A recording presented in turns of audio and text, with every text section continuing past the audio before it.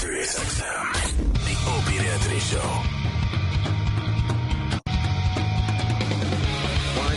You're absolutely right. D.L. Hughley in studio. We're talking about New York City kids, radio shows, Flavor Flav. We're all over the place. But yeah, you make a good point. This city of ours, it takes one car to fuck up everything. The police stopping somebody. Right. One lousy car, and now your commute sucks. Everything sucks. Right. Yeah, one thing. That's why, man, Anthony Weiner is the perfect candidate for this. Is he? He's the fucking perfect candidate. Because New York is a city that works, but it's a little grimy. Right. He's everything New York. We love that he's not dropping out of the race. No, yeah. We love it. Isn't it just like a dick not to know when to pull out? Yeah. Isn't it just? I love that. You know, it's funny. Mark Sanford was the governor of South Carolina, right? Yeah. Yes. Fucks around on his wife, leaves the state, misappropriates funds. He gets elected for Congress, beats out I don't even Colbert's sister. Oh, right. Okay. Yeah. David Vidner, a senator, from Louisiana, hires prostitutes, which is illegal. This dude shows pictures of his dick in this controversy. That's what I like. Yeah. And I'm glad we have technology, because we used to have to draw pictures of our dick, and that was or wait for somebody to finish with the copy machine. Yeah, that or Polaroids. Yeah, you had your Polaroids. And the copy machine, you would get a primitive fucking picture of your dick. Sitting down on the the copy machine. Right. Consuelo, are you finished with that copy machine yet? That was a thing for a while. The copy machine was the source for a lot of inter-office hijinks. Do you remember when we were working in Boston, the girls would fax us their boobs, and we thought it was the hottest thing ever, even though it looked, it just looks ridiculous. It looked so stupid. But it's so nice, though. Yeah. I think it's nice when somebody shares it. It's very nice. Yeah. It gives you a little smile. It's loving. It's loving. It is. The Weiner thing, though, I mean, we accepted him, and we were giving him a second chance. He was leading the polls. He couldn't stay away. And he couldn't stay away. He couldn't stop tweeting pictures of his dick. Right. Maybe it's just dick pride. But that's one of those fucking like a compulsion. How is that horrible? I don't think it's horrible, but I think the people are bothered by the fact that, he said he stopped. They were giving him a second chance. Oh, you mean a politician that lied? I think they all lied, too. Right. DL, I'm with you. I don't like any of these guys. The lying politician. But he's on the cover with his wife and his newborn son saying, I've changed my life around. Yeah, but all he did, he didn't actually use his dick. He just showed it. Mm-hmm. And talk dirty, yeah. Yeah, people are saying that he shows poor judgment. No, right? it's actually good judgment. I have this problem. You can't tweet a disease to yourself. There's no way that's you can true. You can't tweet HPV. That's not going to happen. I tweeted a genital wart. He can't do that. Right. I think it's the amount of time he's wasting on this little hobby of his, and you're thinking, wow, he's going to have no time to run the city. Well, I don't know. In your car, you could the technology makes it easy to do anything. Everybody's getting in trouble for the dumbest shit. Like, what's that dude? It is the kid, the receiver from from what the fuck? Riley Eagles. Cooper, right? Riley from Cooper, the Eagles. So at a fucking Kenny Chesney concert. I'll beat every nigga here. Ain't no niggas at Kenny Chesney concert. If he'd have said that shit at a Lil Wayne concert, that would impress me. Now we're talking. You know what? Yeah. That's the fucking joke. We missed it. It's no niggas at a Kenny Chesney. Any nigga at the Kenny Chesney concert is cleaning up. Right. Not as brave as saying that at a Lil Wayne. If you say that shit at a Jay-Z concert, I'm impressed. Nothing but respect for that guy.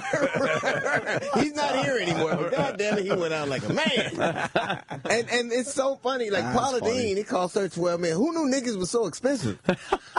Jesus Christ. And I don't even know why people get worked up. This is, something, like, honestly, it is hugely offensive, and I get it, but I refuse to let it have that level of power. Like, I don't even know why she got in trouble. Like, Paula Deen's words have hurt her much less than her cookbooks. Like, I would rather have a redneck call me nigga than a doctor tell me I need a heart transplant. You can jog off, nigga.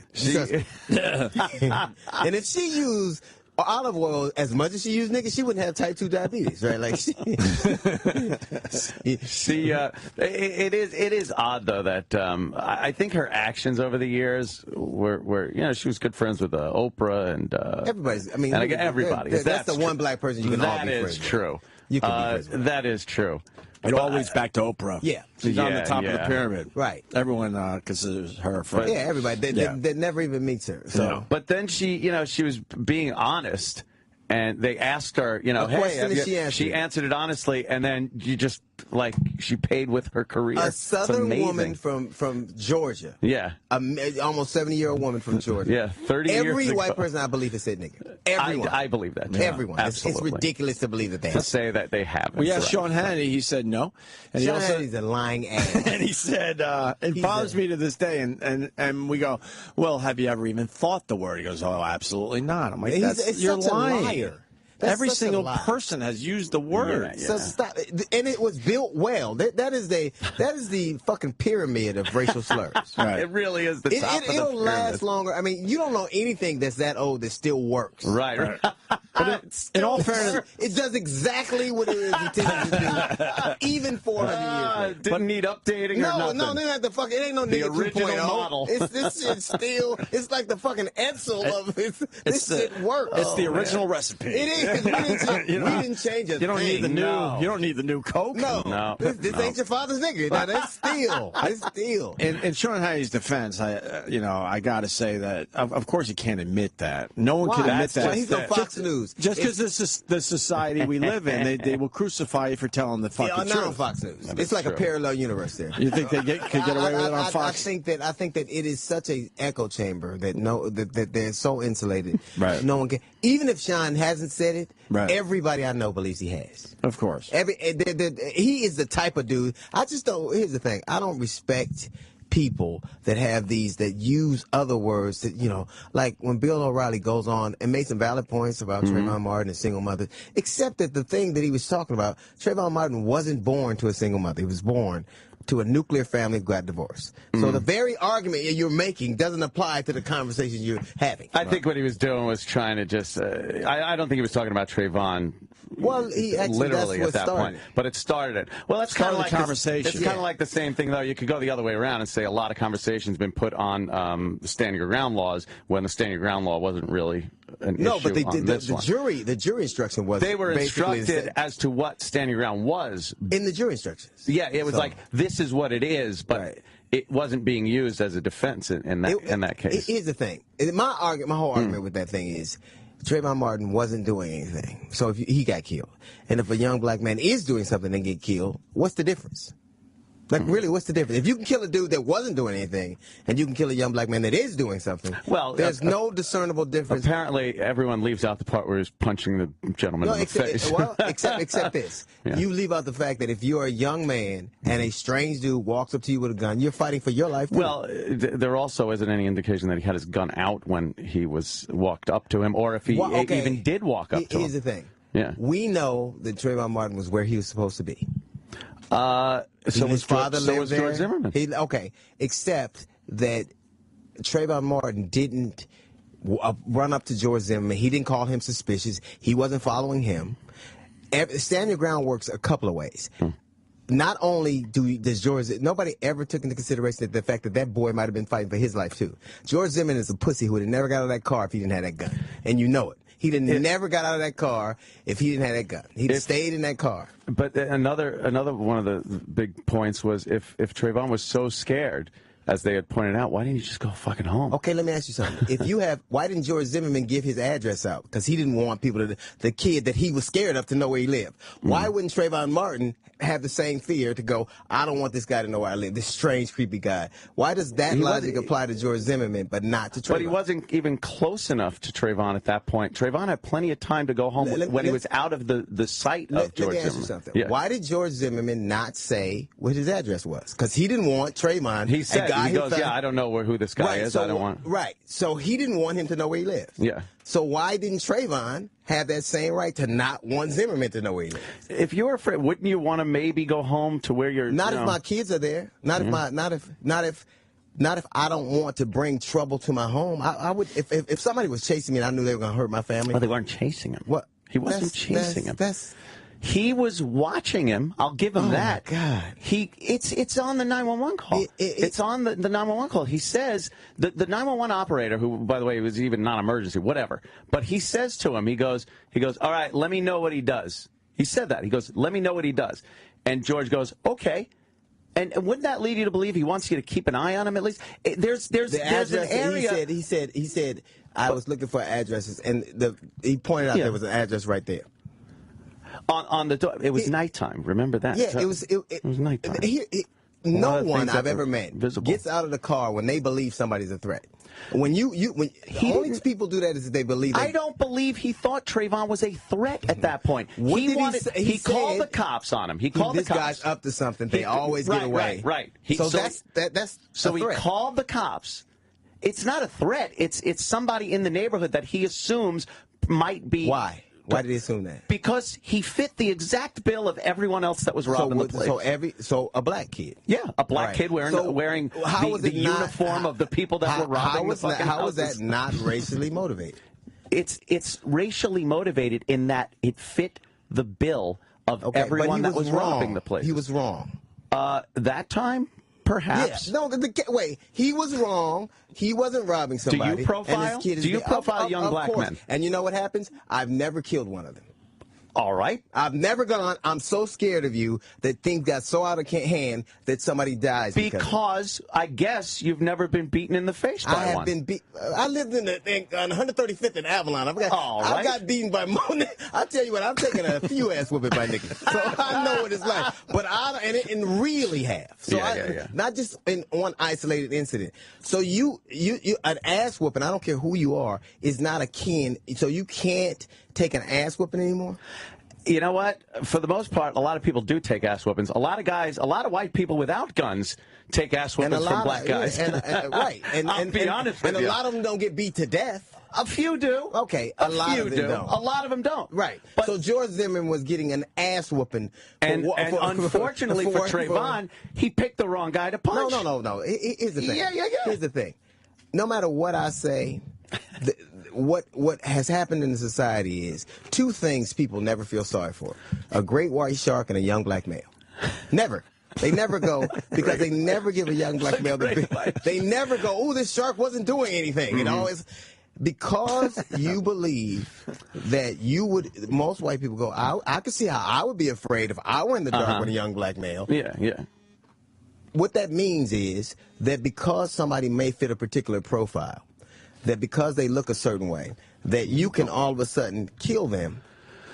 And he really, no one knows what happened. I don't know what happened. You don't know what happened. But what very rarely happens is an all-white jury gives a black man the benefit of the doubt. Never happens. And that's not even anecdotal. That's just very rarely is anybody convicted for doing anything to a young We don't know everything that happened. We know somebody dead that didn't have a gun. But we have a good idea. There are pieces missing. If you take a fucking puzzle and you know it's a puzzle of a fucking 3 kittens, and there's some pieces missing. 3 kittens. You could say that puzzle, even though there's pieces missing, I know there are 3 kittens in this puzzle. Even though there's pieces missing, I could tell you it's not a globe. It's not a puzzle of a fucking, a prairie. It's that, even though there's pieces missing. That's what we saw here. We get George Zimmerman beat about the face. We get Trayvon, the only mark on him was the bullet wound. And okay, let me ask you, in the grand scheme of things, in the grand scheme of things, right? Would you rather take the ass whooping or a bullet? I'd rather take an ass whooping than a bullet. The problem, this thing has perpetuated itself all over the country. I don't care what. When you get an all-white jury, it's very. This is not just me. It's not even anecdotal. It's very rare that a white jury convicts anybody for doing anything to a black guy. Anybody. They always find a way to kind of. I remember Rodney King. They were going, well, look at it.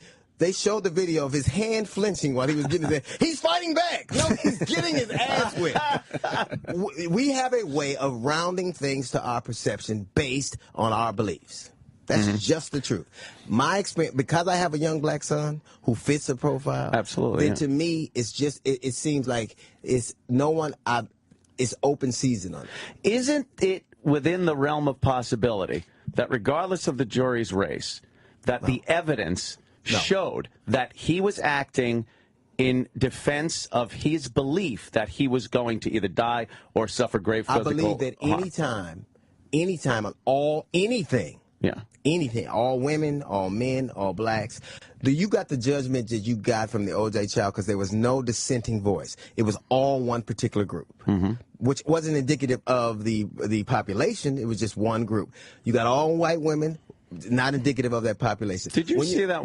There was one black woman who was Hispanic, but I saw her. She looked pretty black to me. You're right. Wet her hair. We'll see what happens. And then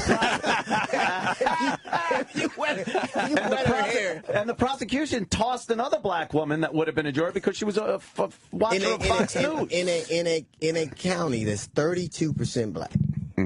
32%. There should. My argument. There shouldn't be all one anything. It should be, when you have a situation where there's no dissenting voice, where there's nobody to explain this particular aspect of it, where there's nobody to say, bring another, you get decisions like this. But the evidence didn't do that to me. The evidence, well, you know what? I think you're bringing racial emotion into it more so than... that's not... I believe an all-white jury can be more impartial in this case than an all-black jury would have. Never happened. I absolutely believe they could be more impartial. But it's not even anecdotal. Because it's never the racial emotion I've seen come out in this case with black people has been stunning. Why do you think it is? Why? Why? Because there's a perception that black people are being prosecuted with some level of racism going on in this country, instead of the fact that there's a lot of fucking crime going on in the black community. That's not it. Well, okay, you can't. Those things don't have. You're bringing in information that doesn't have anything to do with this particular case. For me, I think it did. For me, it is that my son is looked at as a threat, and because somebody feels he's a threat, they can take my son away from me. And the very justice system that's designed to protect us all doesn't do the same for me. That's why, because that boy, I have a son that looks like that. That's not an anecdote. That's real. I believe you. Yeah. So my son could die and be killed. A good kid, gun school, and somebody could say, well, because he looked like somebody else. I could see how you're afraid. If white people never tend to go, I'll put myself literally in that situation. I'm not saying crime doesn't exist. It does. And I'm not saying it's not a huge problem in our community. What I am saying is that this thing is less about, you know how many of those people who are angry about this have sons who they have to worry about? Oh, yeah. So it's not just me being racially.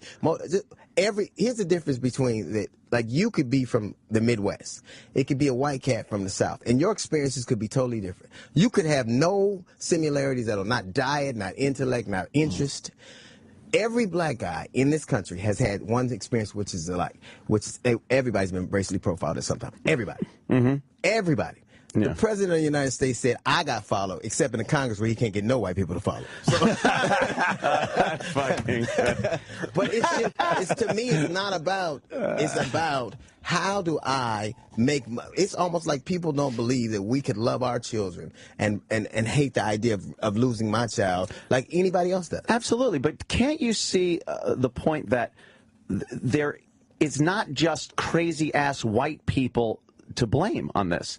Yeah, the black. It was. No, because the black jury, community white dude is not doing enough to police its own. What did that have to do with Trayvon Martin? The reason that George Zimmerman even looked at him suspiciously in the first place is he fit the profile of a person that was robbing the neighborhood. He had called the cops plenty of times on other young black men because that's every report of the robberies. No,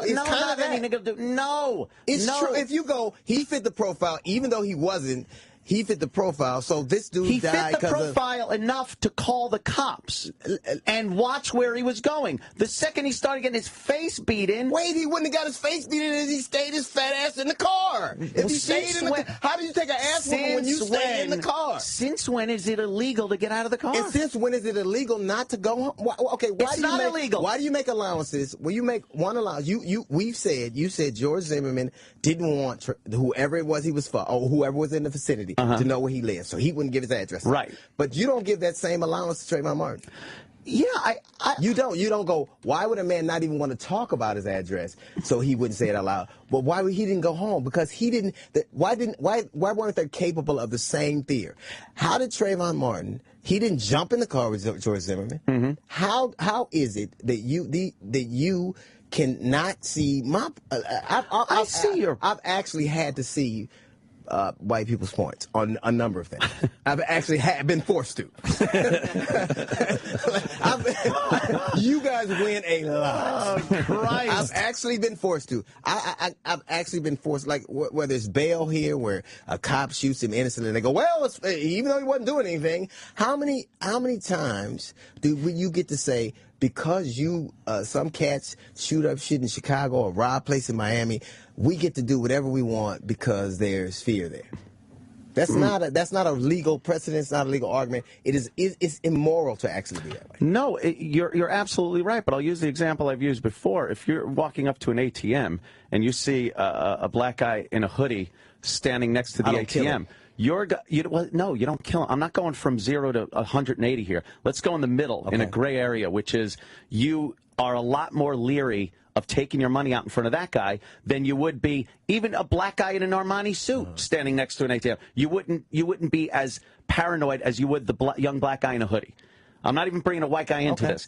So when George Zimmerman sees a young black male in a hoodie walking in his neighborhood and that fit the bill, at least he called the cops and then kept an eye on him so that, and he said, oh, these fuckers, they always get away. So this time he's like, I'm going to keep an eye on him so when the cops show up, I could go, there he is.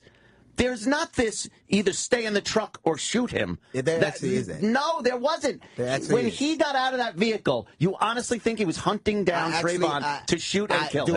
Do I actually believe that with all my heart? Yes. Stop it. I can look you dead in your eye with no equivocation. I believe you believe that. No. And here's the thing. Why I have no doubt that cats like that who want to be cops, who have this take MMA so they can be tough. I don't think that this guy went out and went, I'm going to kill a guy. I believe he went, I'm going to be a hero today. I'm going to be a hero today, and I'm going to drive the pagans from the village. I'm going to make my mark. And it's a couple of things. I don't think he does that if it's a grown man. I think he's a George Zimmerman is a beta male. First he's of all, not an alpha male. He's a beta male. He's the kind of dude. We agree on that he's a beta male. And beta males are often the kind of dudes who go, I'm going to show people how tough I am by picking a fight I believe I can win. Can we stop the not a grown man thing or the child thing or anything? That's been 17 years old bullshitted up the ass on the news. At 17 years old, you go to a pediatrician. That makes you a child. Oh, believe me, I know. 17 years old, you go to when you can't vote. You can't vote. So let's not. But let's not portray him as that 12-year-old picture that we saw. He was a 17-year-old child. Stop with the child. He's a child. Nah. Why? Okay, it's not semantical. It's illegal. It's the real. You know what? I could pop up pictures of 17, 18-year-old or 16, 17-year-olds that have pounded people's heads in and killed them, and they're tried as adults for the violence of their crimes. But they're being tried as adults. But they still would be 17. You make an the thing is that you can't, for the purposes of an argument, make a truth an untruth. But you can't. He is 17. But I see he was a child. But I see people. He's a pediatrician. Child is that word being used in reference to Trayvon Martin in this case. Why? Because black people can't be child. No, they can't. They can't be children. They're born adults. I know. I'm just saying that using the word child was so divisive. It was because it's what it was. You know what? So now we have to make a special definition for a guy that you deem predatory. The media portrayed him as a 12-year-old. No, we never saw those pictures flashed on the news for months, maybe even a full year of anything that resembled how old he was. How old he was? In actuality, how old was he? He was 17 years old. Okay, can he vote? No. Can he buy liquor? No. Any decision he makes, if he does something wrong, his parents are still, in some places, responsible for it. He could be tried as an adult. But he didn't do anything worth being tried as an adult for. If George Zimmerman didn't kill him, he probably would have gotten assault charges put on him. And he may have. And he may have. Yeah. My argument is this. I've been him. I know what it's like to be a cat that smokes weed, to be lost, to get in trouble. I've been him. And just like when people tried to make Trayvon Martin, he's not 17-year-old.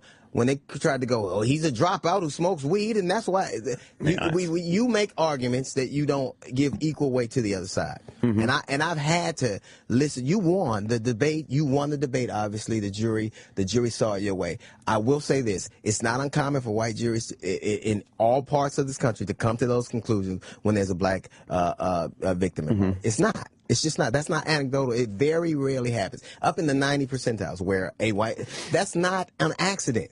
That's not an accident.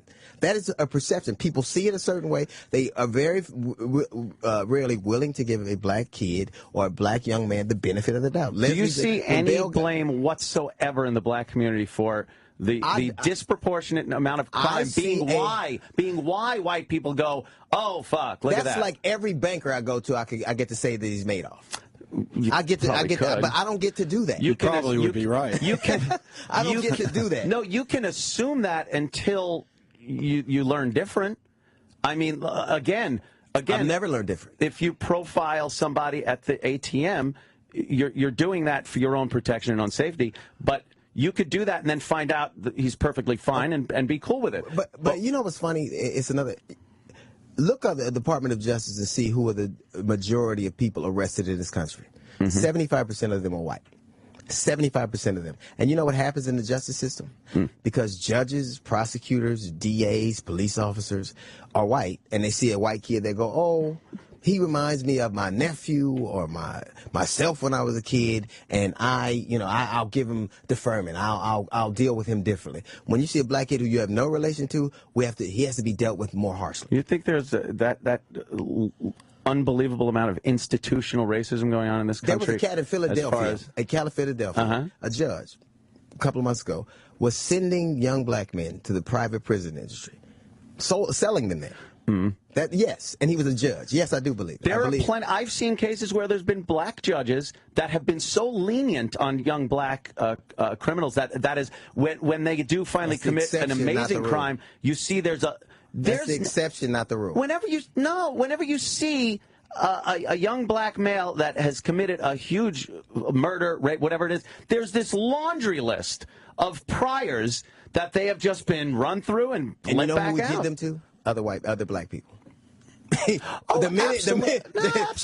That's to me another example of racism. When they kind of go, you can do whatever you want to you, but the minute it crosses over and I got to deal with it, it's different. Well, I see it the same way that there's a problem, but I see a problem in the black community as not recognizing the black-on-black violence and the perpetrator being more important than the victim. Did you ever see? I did a documentary called Endangered.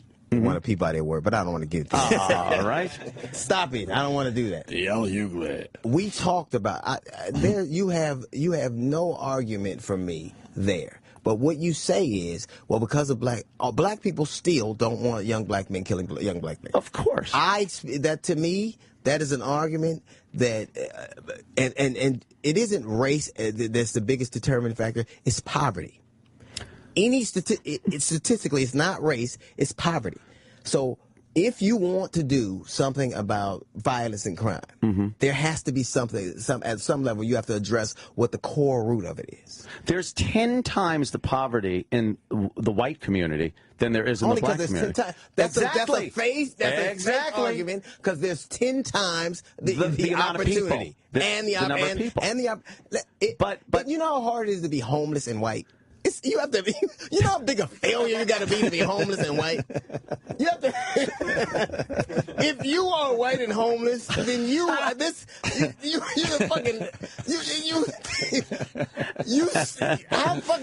how could you be homeless and white?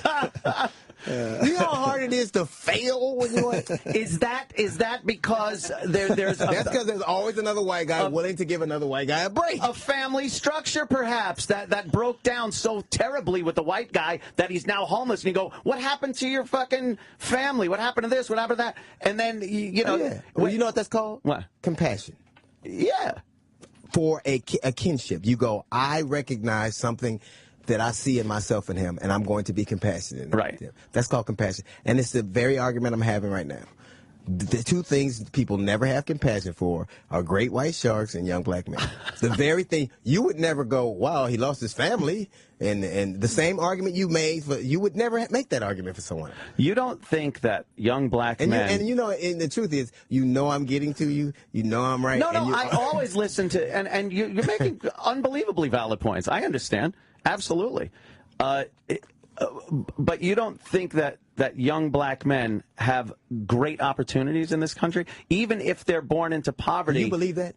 I absolutely believe there is great... That is an uninformed... No, it's not. If you get a well-educated young black man and put him up against a well-educated young white man for a job, the black kid's going to get it.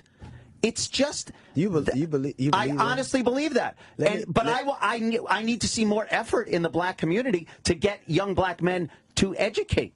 Well, what does that look like to you? Because you said effort, there's no black community. It's fragmented, just like there's no Jewish community. There's no... I don't know why people believe that just because Martin Luther King... Because there's 70 years ago... There's such separatism. It's amazing how divided we are as a nation based on color.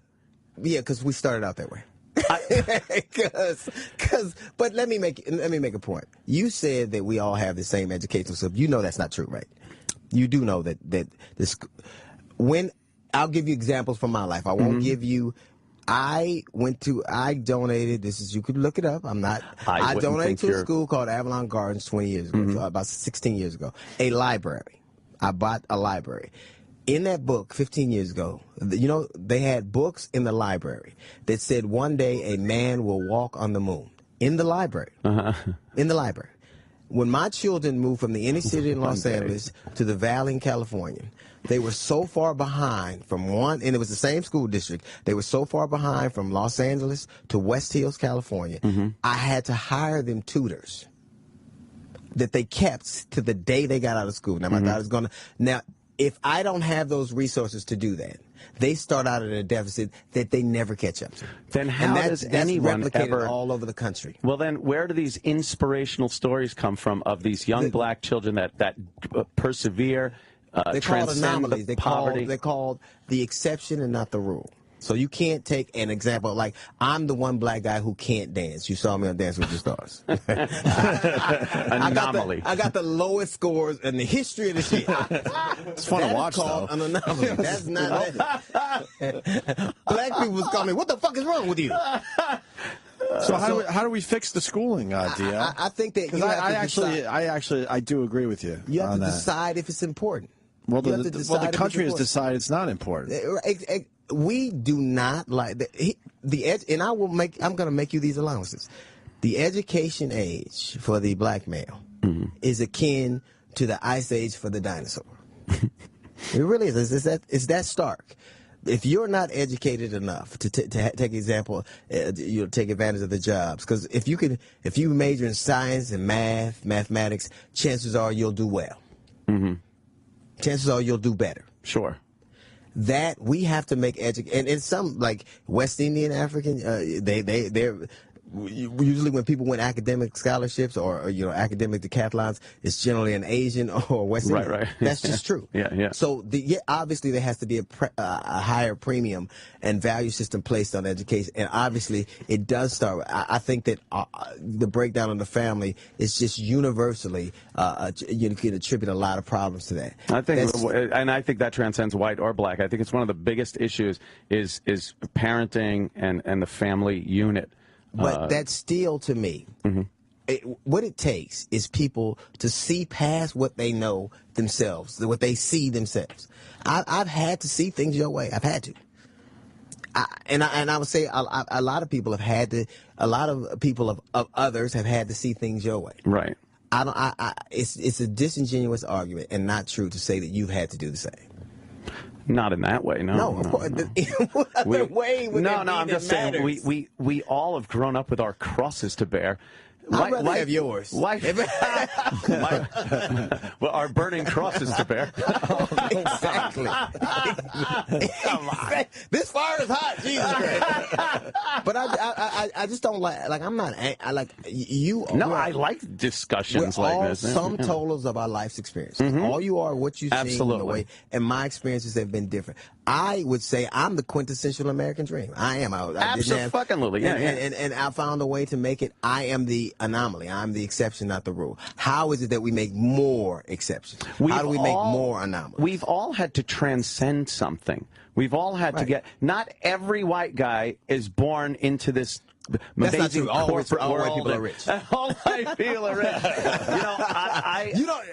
It's people. You know, I'm actually being facetious. Absolutely. I think. Yeah. But there are plenty of instances where I grew up in a home where my mom raised 3 kids. My dad fucking took off, went to California. What's his name? So Joey. That might be my father. How did we find out we were brothers? There is a similarity a little bit. There's a fucking movie there. The shade's a little different, but there is a similarity. He was born in the winter. I'm Sicilian. I go into the sun. Give me the sun for a week. And, listen, DL has to go. Yeah. He's doing TV. You're already 5 minutes late. Oh, man. I am, man.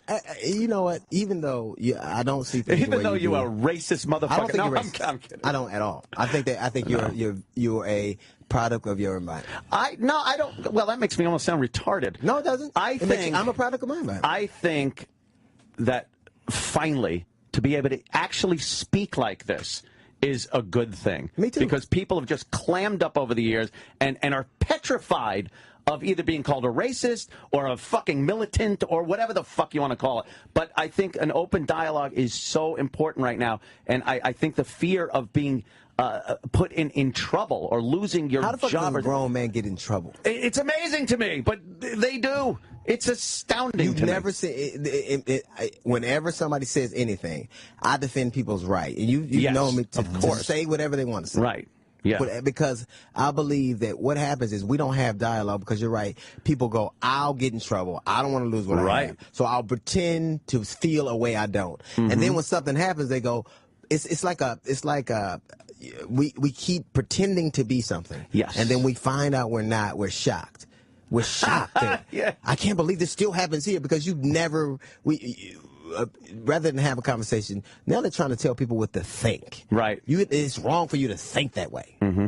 And that's just that causes frustration and anger, and nothing ever gets solved. Yep. Just like to me, like when Jason Collins came out and said that he was gay, I was proud of the country for not, it made me proud that we've evolved that far. And I'm also proud that he played for the Washington Wizards and not the Packers, the Browns, or the Rams. That would have been that would have been a lot to take. Because in the end, we're really immature. In the end, we wouldn't have been able to hold back on that. Right. He's a Packer. Get it? Yeah. I've been off since Michael Douglas said that eating pussy can cause throat cancer. Yeah. I have.